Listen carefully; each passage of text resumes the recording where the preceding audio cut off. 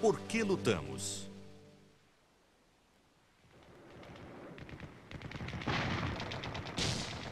Depois de tanto treinamento e disciplina, os soldados da Segunda Guerra Mundial não eram apenas peças de uma enorme máquina de guerra. Eram homens cujos pensamentos e ações revelavam o que sentiam sobre a vivência nas Forças Armadas. Alguns lutavam com paixão e convicção, certos de que vencer a guerra era crucial para a manutenção da liberdade.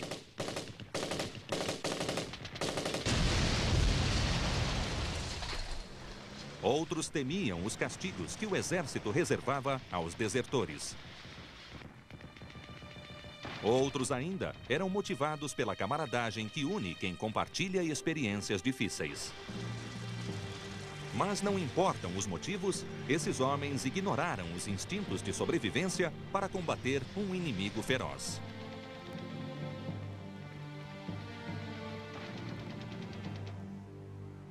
Corações e mentes. Para o governo americano, a razão para participar da Segunda Guerra era simples e clara: derrotar o fascismo.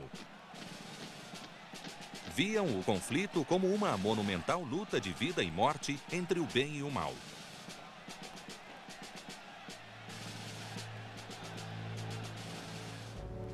Mas, para muitos, esse motivo não era forte o bastante para arriscar a vida nos combates.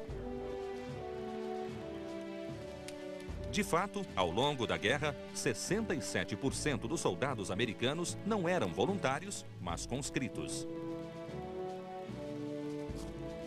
Por isso, um dos objetivos dos comandantes era treinar não apenas fisicamente os soldados, mas também seus corações e mentes. Uma tarefa extraordinária.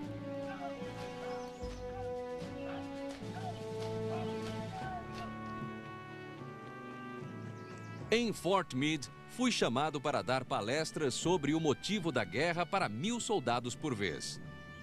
Foi chocante ver que não tinham entusiasmo pela guerra e que não entendiam por que lutávamos.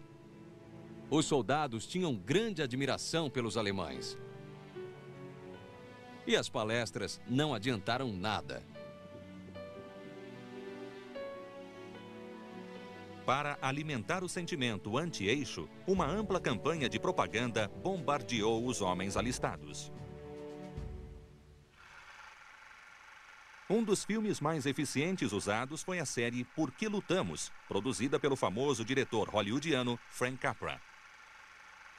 Nesses filmes, dirigidos diretamente para os soldados, os alemães, os italianos e principalmente os japoneses eram apresentados como monstros desumanos, sedentos de morte e destruição. Take a good close look at this trio. Remember these faces. Remember them well. Stop thinking and follow me, cried Hitler. I will make you masters of the world. And the people answered, Heil! Heil! Stop thinking and believe in me, bellowed Mussolini. And I will restore the glory that was Rome. And the people answered, Duce, Duce. Stop thinking and follow your God Emperor, cried the Japanese warlords. And Japan will rule the world. And the people answered, Banzai, Banzai. Mas entre os soldados, a propaganda nem sempre teve o resultado esperado. Um jovem recruta texano que acabara de se formar em Yale escreveu aos pais a respeito. Eles divulgam uma propaganda grosseira aqui. É realmente nauseante. Coisas como morte aos japoneses, ódio, assassinato. E vocês são a nata da juventude americana. Alguns engolem isso, mas a inteligência deles é abaixo da média. 2 de meus companheiros, por exemplo, adoram esse discurso. Talvez seja bom, mas os soldados instruídos sabem por que estão lutando, por que estão aqui, e não precisam de nenhuma lavagem mental. A doutrinação não se limitava a filmes e cartazes. Um fuzileiro chamado Stanley Rich gravou um discurso que um oficial fez à sua unidade durante o treinamento. Estão nessa unidade para lutar e tenho certeza que lutarão. Esqueçam essa conversa de morrer. Ninguém vive para sempre. É melhor pensar em matar. Concentrem-se em mirar bem os tiros. Façam com que cada bala acerte um daqueles amarelos. Claro que receberemos bombas, claro que levaremos tiros, claro que será difícil. Mas quero que cada filho da mãe dessa unidade continue em sua posição e pense: podem mandar bala, podem mandar. Se os soldados eram influenciados pelo que ouviam durante o treinamento, logo esqueciam tudo quando enfrentavam o combate. Pesquisadores militares fizeram a milhares de soldados americanos a pergunta: por que estamos na guerra? E a resposta mais comum era: pergunte a qualquer um na linha de batalha. Lutamos para salvar a pele. Quando me alistei era muito patriota, mas não há patriotismo na batalha.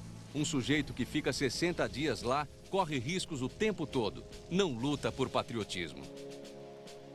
Ironicamente, sem que os soldados americanos soubessem, muitos de seus colegas japoneses e alemães sentiam a mesma coisa, apesar das pesadas doses de propaganda que os líderes do eixo usavam para conquistar seus corações. Vivemos uma era incompreensível, em que uma frase do imperador vira slogan, e em que a cultura fenece com a guerra e a arte se rende ao inimigo. A alma humana se desvia do caminho do bem quando sofre violência sem descanso. Assim, as pessoas nunca serão boas. É o medo que sinto pelo meu país a partir de minhas duras experiências. O Japão jamais retomará a direção certa. A guerra tem algum sentido? Sim, tem um sentido. Não, não pode ter sentido. Não sei, estou confuso. A guerra é a origem de tudo, escreveu um grande alemão, Karl von Clausewitz. Será mesmo a origem? Não será a fonte de todos os males? Paz na terra aos homens de boa vontade. Recebam essas palavras no coração, homens de todas as nações. Guerra nunca mais. Mas tenho sangue alemão nas veias. Estou fazendo o que acredito ser meu dever.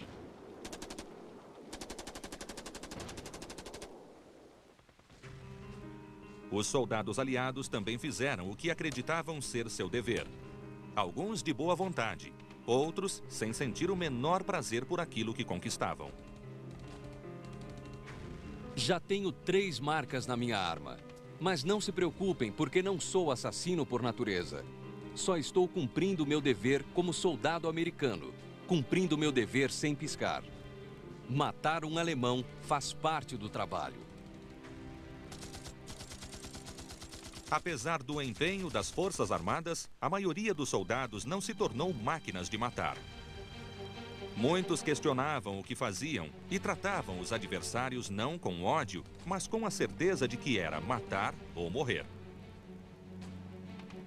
Mas antes de combater o inimigo, os soldados tinham de enfrentar outra batalha entre homens que lutavam do mesmo lado, mas cujo medo e ignorância podiam transformar aliados em adversários.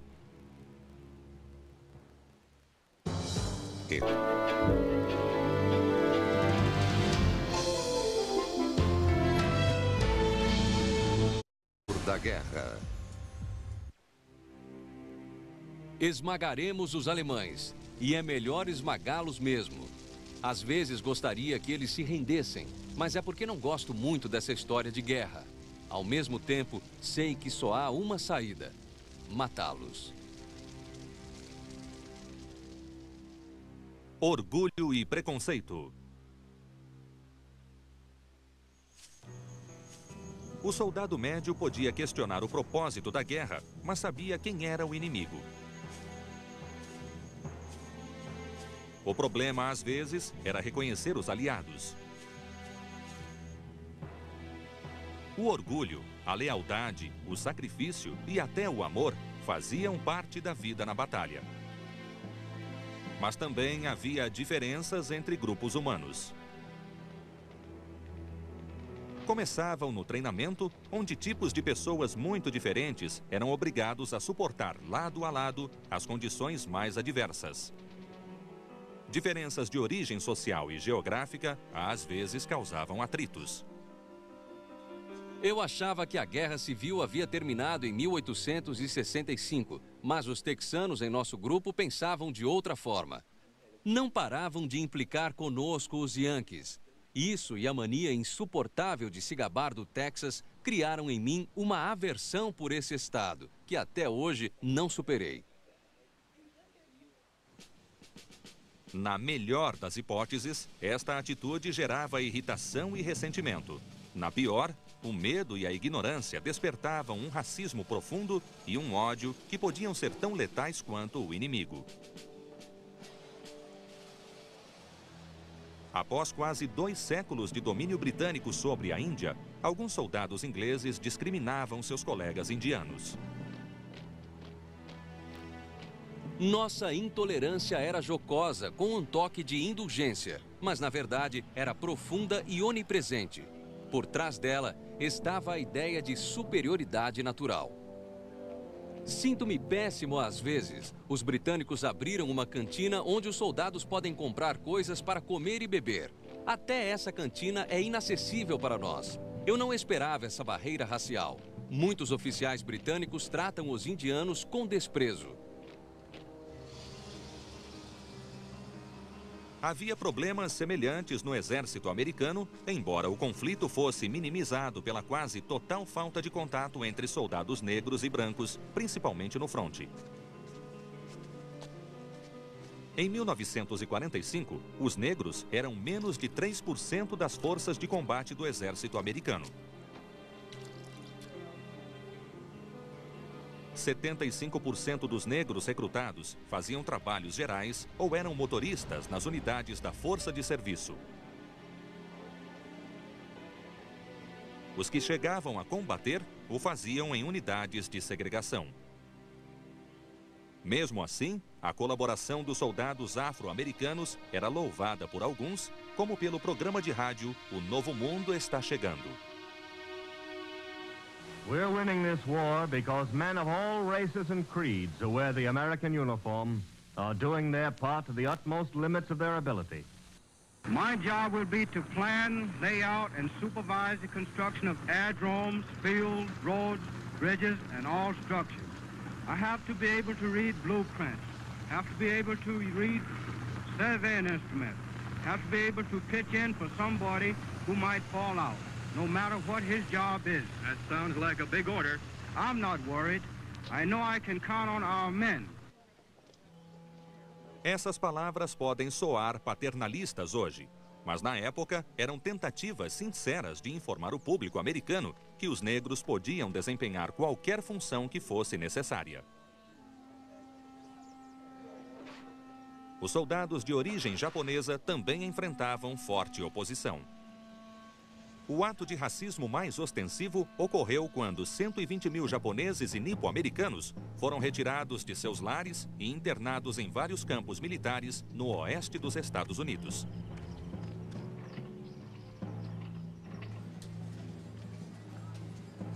Ironicamente, mais de 50 mil americanos de origem japonesa acabaram servindo nas Forças Armadas. Alguns iam para o cenário do Pacífico, onde eram usados como intérpretes em interrogatórios de prisioneiros japoneses. Outros combatiam na Itália.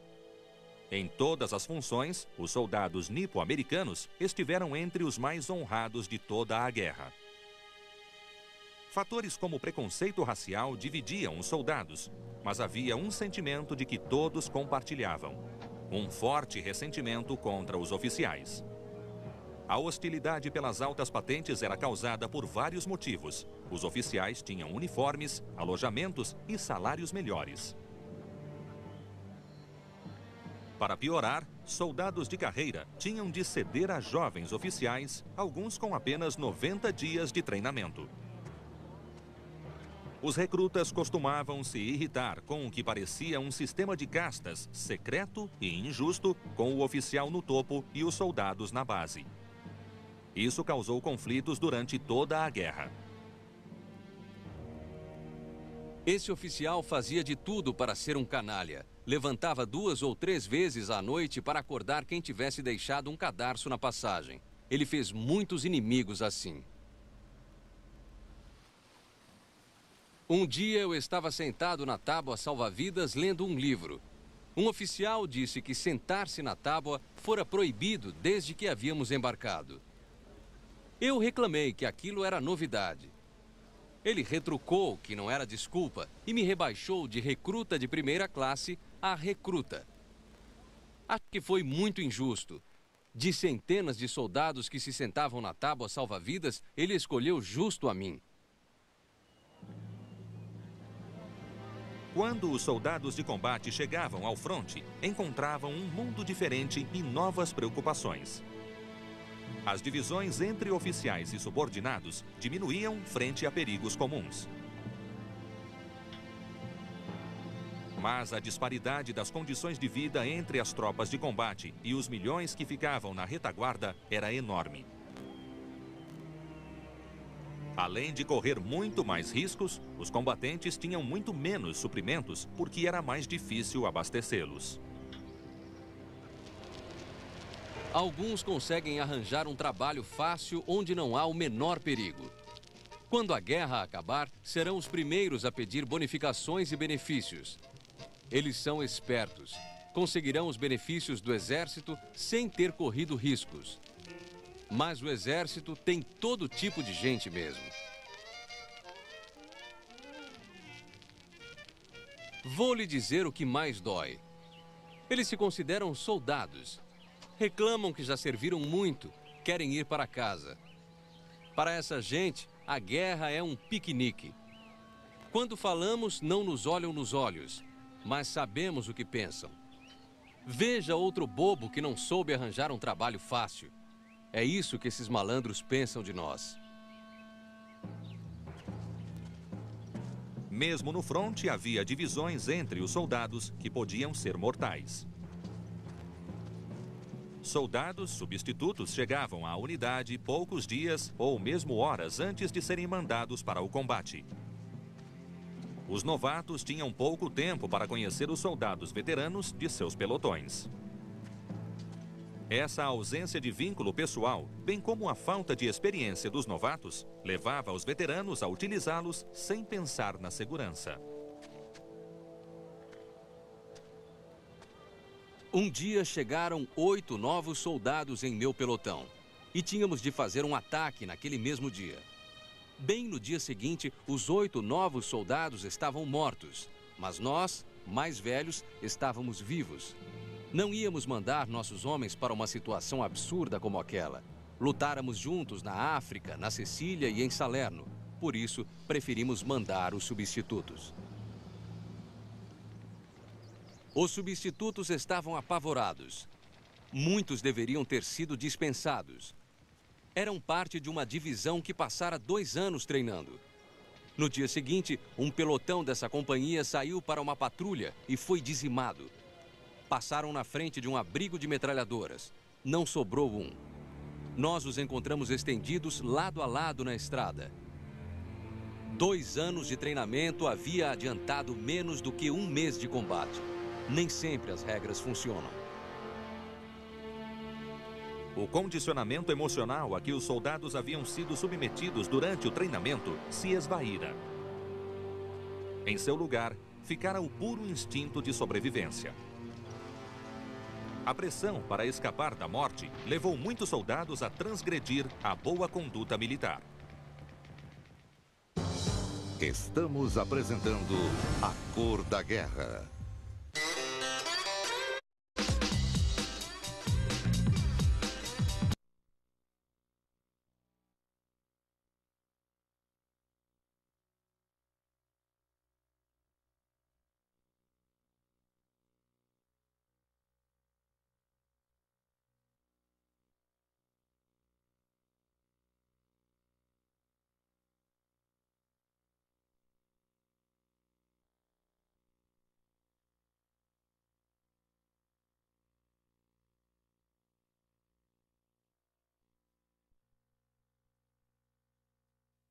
Um minuto na história, surpreendentes gravados no tempo.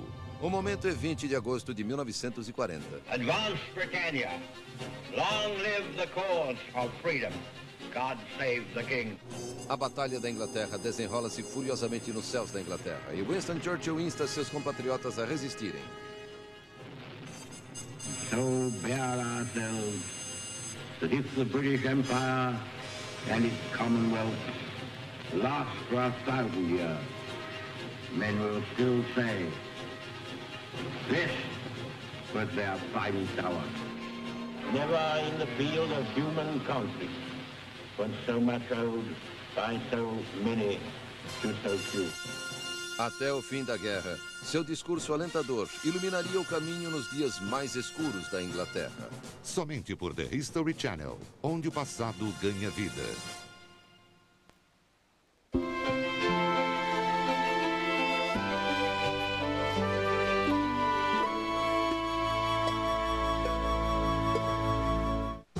Voltamos a apresentar A Cor da Guerra.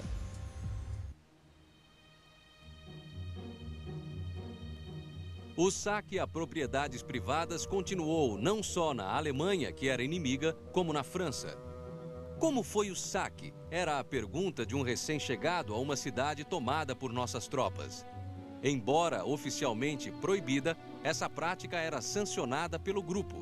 E cerca de 80% de minha companhia a adotava de um modo ou de outro.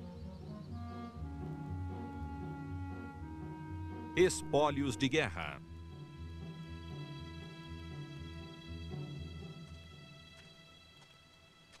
Assim como a sociedade, o exército precisava de um sistema de leis e regras para funcionar. Além de absorver a doutrinação durante o treinamento, os soldados precisavam seguir os regulamentos à risca. Mas a dura realidade da guerra apresentava situações que não existiam na vida cotidiana. Em um sistema que incitava os soldados a matar, muitos não acreditavam que fossem punidos por levar alguns espólios de guerra, principalmente depois de terem sido alvos de balas durante tantos meses. O saque era tão comum e tão tolerado que os soldados não se importavam quando eram filmados em flagrante. Muitos combatentes participaram de alguma forma de saque, fosse roubando uma garrafa de vinho de uma fazenda francesa ou levando armas japonesas como lembranças do Pacífico. Fizemos uma caçada esta tarde para ver que tipo de equipamento os japoneses tinham a oferecer e voltamos com alguns objetos que pareciam da Idade da Pedra. Os mais afoitos trouxeram souvenirs, cartões postais, capacetes, máscaras de gás e outros objetos de pouco valor. O retiro de Hitler nas montanhas também foi alvo dos caçadores de souvenirs. Queridos pais, o capitão deixou que fôssemos ver a casa de Hitler. Foi onde consegui essa planta que estou enviando. Deve ter sido um lugar bonito. Todas as casas foram bombardeadas. Fiquei olhando pela janela de onde ele tomava muitas de suas decisões. Eu vira fotos da sala e sabia que ele tivera um piano de cauda. Procurei e vi a peça de metal que segurava as cordas. Peguei algumas cordas do piano e também um pedaço da vidraça da famosa janela. O chão da cozinha estava coberto de louça quebrada. Vi batatas numa panela, prontas para cozinhar. Envio um pedaço da corda e da vidraça de Hitler. Um beijo, Bob.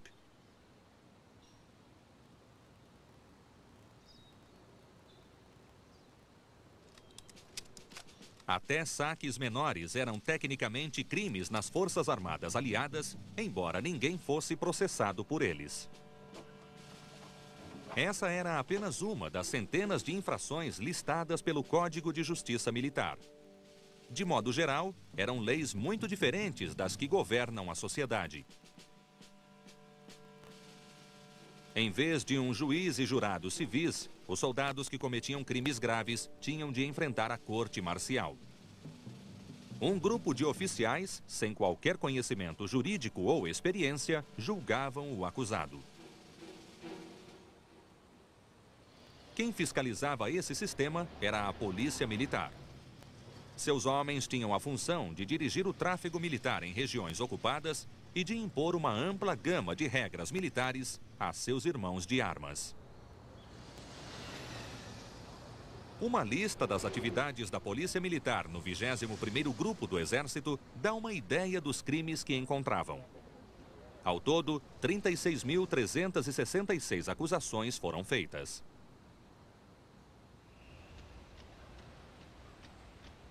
Ausência sem permissão, 10.636 casos. Infrações com veículos militares, 6.409. Trajes inapropriados, 2.792. Roubo, 1.249. Embriaguez, 1.092. Saque, 72 casos. A ausência sem permissão era um problema particularmente difícil. A esse respeito, o escritor James Jones comentou: quando membros do 1º e 3º Exércitos cruzaram o Sena, acima e abaixo de Paris, perseguindo os alemães, 10.000 homens escaparam para a recém-liberada cidade que estava em festa. A maioria voltou às unidades depois de uma semana ou duas. Mas o número foi tão alarmante que Eisenhower proibiu que os soldados americanos fossem a Paris. Tecnicamente, a deserção era punível com a morte. Mas as autoridades americanas relutaram em chamar de desertores homens que haviam simplesmente abandonado unidades de retaguarda para relaxar e se divertir um pouco. Aplicaram o termo ausente sem permissão a milhares que de outra maneira teriam sido acusados de um crime mais grave. Em alguns casos, oficiais benevolentes ajudavam os soldados a driblar esses regulamentos. Em fevereiro, minha mãe veio me visitar. Não pude vê-la porque estávamos retidos na base. O cabo responsável soube do caso e disse: sei que quer ver sua mãe, mas sabe que não posso lhe dar um passe. No entanto, guardo os passes na prateleira da minha cama. Se quiser pegar um enquanto durmo, não tem problema. Mas precisa voltar antes da formação das 4 horas. Caso você seja pego, não esqueça que eu não lhe dei o passe.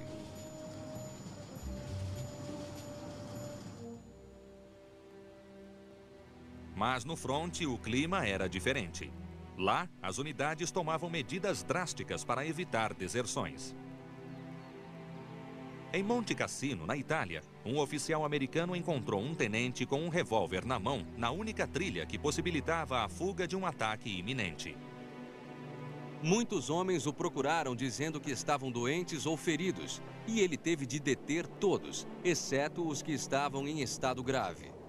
Nunca pensei que veria um de nossos oficiais usar uma arma contra os soldados.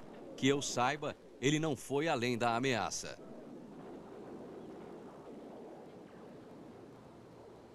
Além da ausência sem permissão, outro crime comum era o roubo de veículos. Os soldados se sentiam frustrados por nunca terem tido acesso aos milhares de jipes e caminhões que os cercavam. Nas grandes cidades, esses abusos eram frequentes. Em Bruxelas, em 1944, uma média de 70 jipes eram roubados por dia. Outra contravenção extremamente comum era a embriaguez. Desde que não afetassem o desempenho dos soldados, bebedeiras ocasionais eram toleradas. Assim como saquear, beber era tão comum que esses soldados não se importaram em fazê-lo diante das câmeras. Mas o crime militar mais raro era o motim declarado. Ao contrário de surtos de pânico durante ataques, as recusas conscientes de obedecer ordens por parte dos soldados eram extremamente raras. Há poucos exemplos disso na Segunda Guerra Mundial, e nenhum foi exatamente um motim. Geralmente, os soldados perdiam a confiança nos oficiais o que os tornava menos predispostos a obedecê-los. Muitos casos ocorreram no final da guerra, quando tanto os soldados como os oficiais não viam sentido em manter disciplina para a batalha. Para mim, a batalha terminara.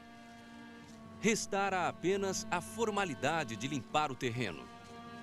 Tendo passado por um período em que a sobrevivência dependia das tarefas e do dever, e quando a euforia pelas conquistas foi substituída por tarefas monótonas, eu não via entusiasmo e nem propósito em continuar, já que a morte não era mais uma ameaça.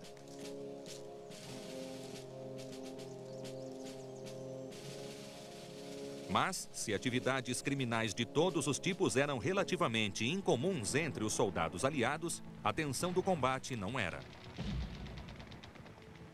Essa tensão causou a conduta mais negativa em toda a guerra, quando os soldados rompiam as fronteiras da moralidade normal.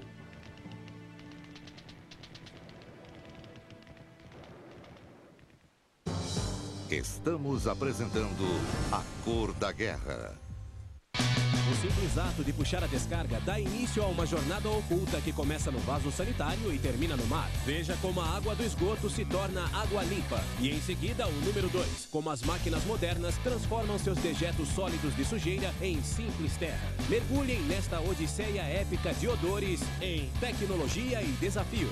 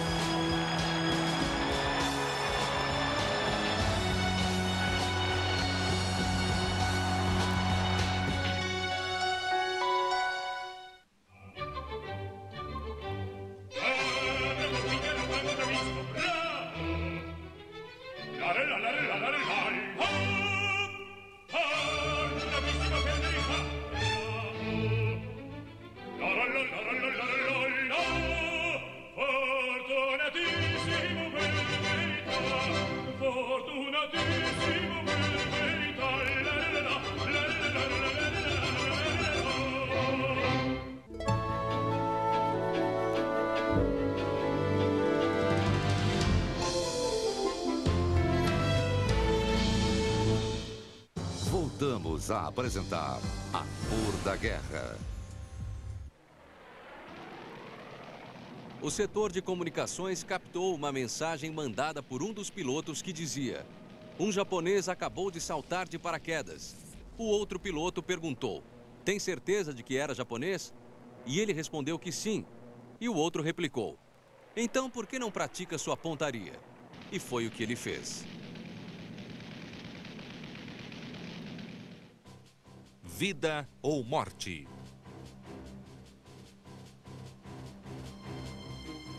Nos dois lados, durante a guerra, o principal objetivo do exército era transformar seres humanos normais em máquinas de guerra brutais. Não havia como saber se o objetivo fora cumprido antes que os soldados chegassem ao fronte e enfrentassem o inimigo. Ao chegar ao combate, o soldado tem de ser arrancado do poste onde se agarrou. Tem tanto medo que não consegue nem chorar. Soltamos os dedos dele um a um. Ao desprendê-los, alguém tem de segurá-los para que não voltem a se agarrar.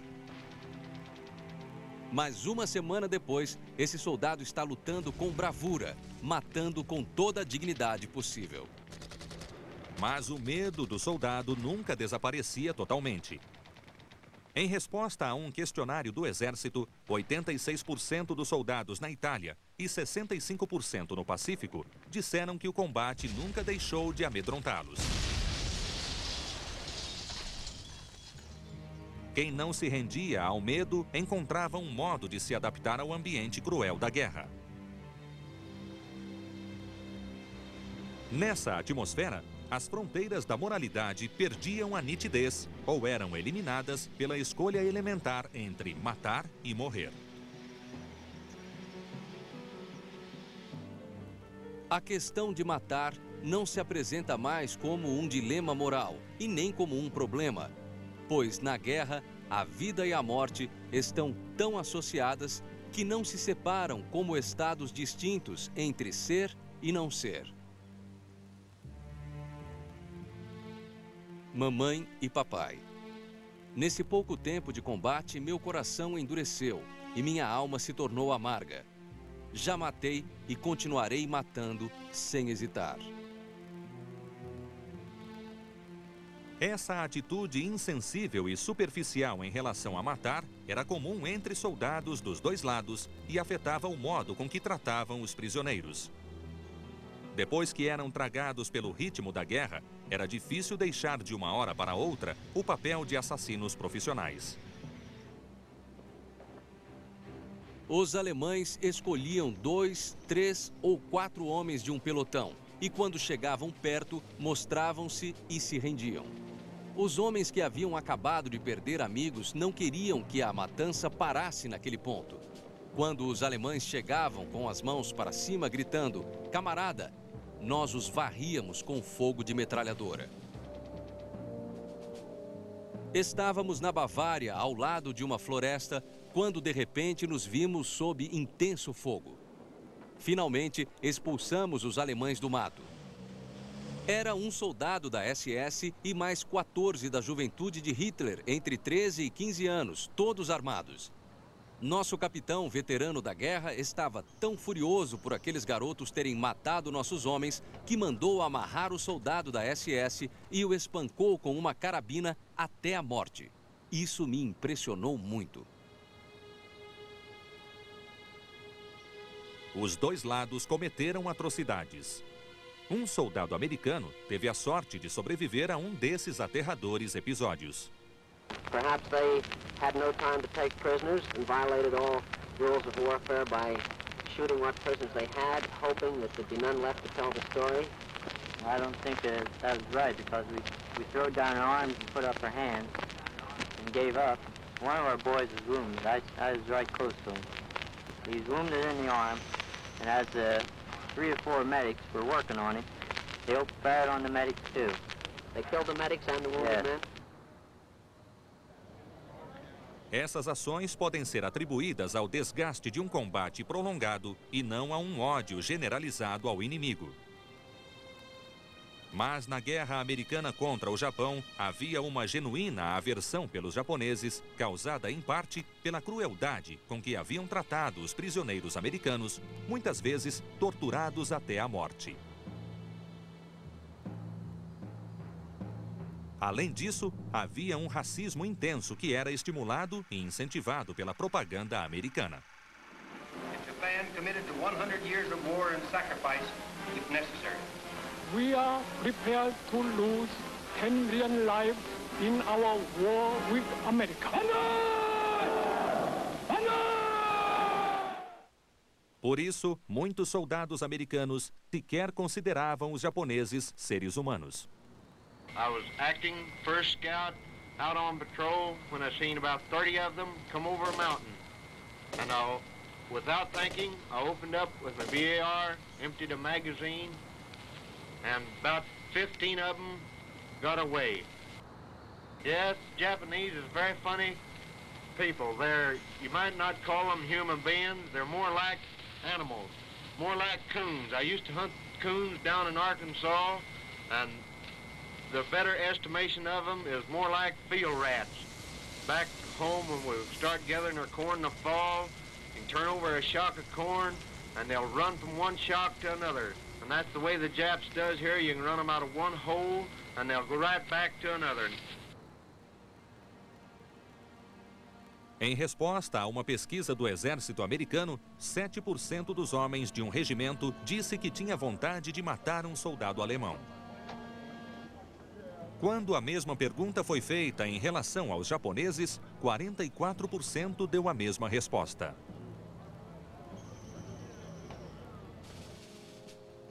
Os homens na minha frente passaram por um japonês que parecia morto. Olhei bem e vi que só a mão dele estava machucada. Ele não aguentava mais prender a respiração, porque vi seu peito se mexer um pouco. Estávamos a quilômetros do posto de comando. Não queria andar tudo aquilo com um japonês ferido e voltar à noite sozinho. Puxei minha 45, apontei para a testa dele e atirei. Esse tipo de crime raramente era punido. Mas a carga emocional, embora reprimida, pesava muito. Era outro fardo que os soldados, já sobrecarregados, precisavam suportar. O esforço para lidar com essa situação levou os soldados a atitudes extremas e a nobres gestos humanos. Por que luto? Não sei. Sinto que é meu dever. É o que esperam de mim. Se eu deixasse de fazer isso, trairia a confiança dos meus companheiros. E se os traísse, eu me sentiria tão desprezível que não me consideraria digno do companheirismo deles. Não estou aqui.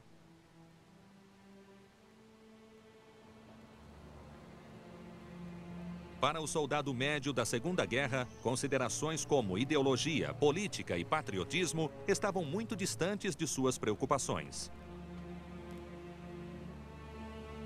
A realidade da luta os levava a buscar apoio e conforto junto àqueles que os cercavam. Alguns recrutas buscavam se distanciar da dura realidade da guerra. Um soldado britânico, Michelangelo, escreveu um poema para expressar esse sentimento de distância. Embora caminhe no calor do dia e descanse na noite escura, não estou aqui. Embora coma, durma e respire, veja, fale e atue, não vivo, não estou aqui. Um ser dissociado, o éter cruza, e vive a vida que o corpo recusa. Embora eu seja, não sou. É evidente. Não estou aqui. Os soldados que conseguiram transcender o presente e conservar sua individualidade usaram vários artifícios. Para muitos, a luta desesperada por sobreviver se traduzia em talismãs, tais como pés de coelhos, que lhes dariam proteção. Um cinegrafista filmou esses soldados que procuravam trevos de 4 folhas antes de partir para uma missão. O uso desses amuletos surpreendeu o correspondente John Steinbeck. A prática não se restringe a soldados ignorantes ou supersticiosos.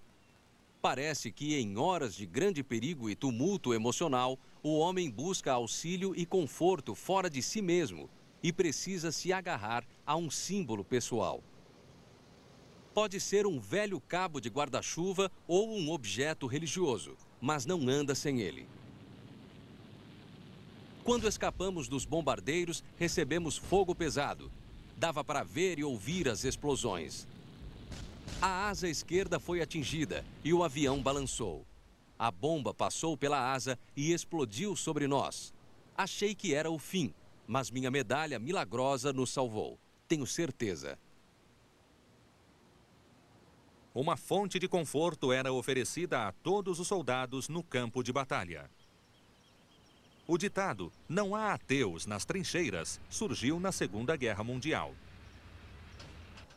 Não era totalmente verdadeiro, mas não faltavam fiéis na hora dos cultos improvisados.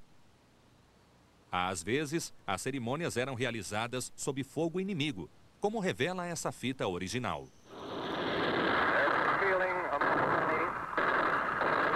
Religion has failed. I have tried to find some trace of that feeling among the men here in the front lines of Germany. I have not been very successful. Therefore, I am inclined to believe that religion has definitely not failed. If there is any question in the minds of people as to whether or not there is a God above us, I can definitely ascertain that that question is not a part of the average American soldier's mind. Here a man has found God. Here there is a definite knowledge and a belief and a faith that there is a God above us who guides us and who takes us by the hand and leads us through the valley of the shadow of death where we will fear no evil. Let us pray. O exército americano fez uma pesquisa sobre a questão da religião. No cenário do Pacífico, perguntaram se a prece ajudava nos momentos difíceis, e 70% dos soldados disseram que ajudava muito. No Mediterrâneo, 83% dos homens deram a mesma resposta.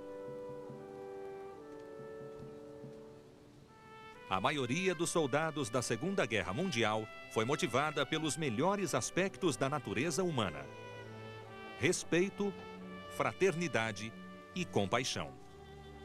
O orgulho pelo batalhão, a amizade entre os soldados e a feroz determinação de vencer a guerra nutriram o espírito de milhares de recrutas. A guerra une os homens mais do que qualquer outra atividade humana. Dividir a última migalha de pão, aquecer o corpo cansado contra o de um companheiro durante a noite fria, enfrentar o medo e a morte ao lado de outros com a mesma idade e disposição mental. Quem trocaria esses camaradas de luta por amigos feitos em tempos de paz? Foi um ato de amor. Os homens no campo de batalha eram minha família, meu lar. Eram mais próximos de mim do que quaisquer outros amigos que tive no passado ou terei no futuro. Eles nunca me abandonaram e nem eu a eles. Preferia morrer com eles a vê-los morrer e depois me perguntar se poderia tê-los salvo. Hoje sei que os homens não lutavam pela glória dos fuzileiros ou nem por qualquer outro ideal. Lutavam uns pelos outros.